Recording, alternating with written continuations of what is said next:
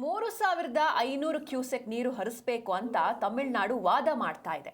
ಆದರೆ ಉತ್ತಮ ಮಳೆಯಾಗಿದೆ, ತಮಿಳುನಾಡಿಗೆ ಬೇಕಾದ ನೀರು ಆಲ್ರೆಡಿ ಹೋಗಿದೆ. ಸಮಸ್ಯೆ ಬಂದಾಗ ಹೇಗೆ ತಯಾರಾಗಬೇಕು ಅನ್ನೋ ಚರ್ಚೆ ಆಗಿದೆ. ಇವತ್ತಿನ ಸಭೆಯ ಬಗ್ಗೆ ಡಾಕ್ಟರ್ ಮಂಜುನಾಥ್ ರಿಯಾಕ್ಟ್ ಮಾಡಿದ್ದಾರೆ. 320 ಟಿಎಂಸಿ ನೀರು ಈಗಾಗಲೇ ತಮಿಳುನಾಡಿಗೆ ಹರಿದು ಹೋಗಿದೆ. ಮೇಕೆದಾಟು ಡ್ಯಾಂ ಕಟ್ಟಿದ್ರೆ ಇಬ್ಬರಿಗೂ ಕೂಡ ಸಹಾಯ ಆಗುತ್ತೆ ಅಂತ ಸರ್ವ ಪಕ್ಷಗಳ ಸಭೆಯ ಬಳಿಕ ಸಂಸದ ಡಾಕ್ಟರ್ ಮಂಜುನಾಥ್ ರಿಯಾಕ್ಟ್ ಮಾಡಿದ್ದಾರೆ. ಸನ್ಮಾನ್ಯ ಮುಖ್ಯಮಂತ್ರಿಗಳ ಅಧ್ಯಕ್ಷತೆಯಲ್ಲಿ ಇವತ್ತು ಸರ್ವ ಪಕ್ಷಗಳ ಸಭೆ, ಅಂದರೆ ಕಾವೇರಿ ನಿರ್ವಹಣಾ ಮಂಡಳಿ ಆದೇಶ ಮಾಡಿತ್ತು. ಅಂದರೆ ಕರ್ನಾಟಕ 3,500 ಕ್ಯೂಸೆಕ್ಸ್ ನೀರನ್ನು ತಮಿಳುನಾಡಿಗೆ 15 ದಿವಸಗಳಲ್ಲಿ ಹರಿಸಬೇಕು ಅಂತ.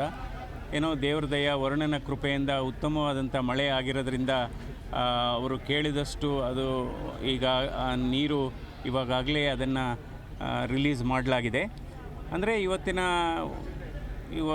ಸಭೆಯ ಮೂಲ ಉದ್ದೇಶ ಅಂದರೆ ಒಂದು ಮುಂದೆ ಈ ರೀತಿ ಆದಂಥ ಸಂದರ್ಭದಲ್ಲಿ ನಾವು ಯಾವ ರೀತಿ ತಯಾರಿ ಆಗಬೇಕು ಅನ್ನೋದ್ರ ಬಗ್ಗೆ. ಅದೇ ರೀತಿ ಇವತ್ತು ಕಳೆದ 8 ವರ್ಷದ ನಾವು ಡೇಟಾ ನೋಡಿದರೆ ಈಗ ನಾವು ಈ ಟ್ರಿಬ್ಯುನಲ್ ಅವಾರ್ಡ್ ಪ್ರಕಾರ ವಾರ್ಷಿಕವಾಗಿ ತಮಿಳುನಾಡಿಗೆ 177 TMC ನೀರನ್ನು ನಾವು ಬಿಡಬೇಕಾಗುತ್ತೆ.